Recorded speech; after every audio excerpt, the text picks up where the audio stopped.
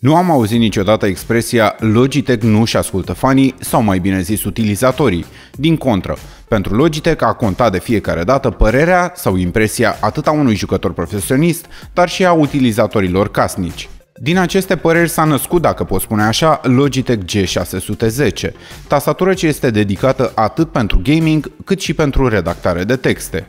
Salut, eu sunt Mădălin, iar în acest video review vom arunca o privire critică asupra modelului ce se află în fața noastră, Logitech G610.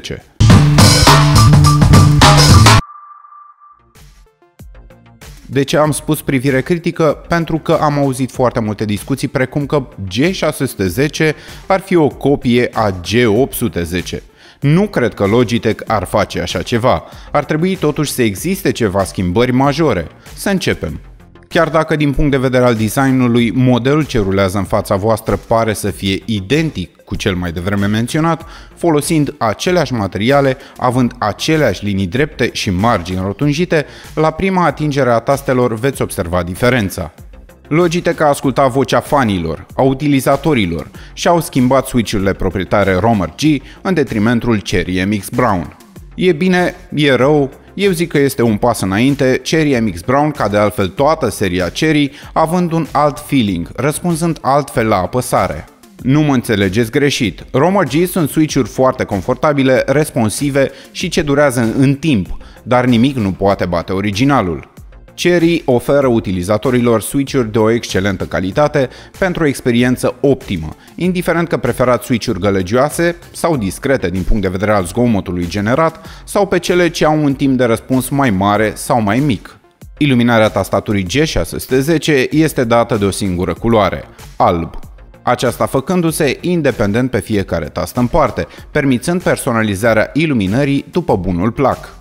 Acest lucru este posibil numai prin Logitech Gaming Software, softul proprietar ce poate fi descărcat direct de pe site-ul producătorului. Acesta vă permite modificarea foarte fină a intensității luminii pe fiecare tastă sau pe anumite zone. De asemenea, tot prin intermediul softului vă puteți juca cu iluminarea alegând unul dintre efectele prestabilite, Breathing, Wave, Star sau Key Press. Logitech Gaming Software creează automat profiluri pentru fiecare joc instalat. Tastele macro, disponibile de la F1 până la F12, pot fi programate foarte ușor, având o listă de comenzi pentru fiecare joc în parte.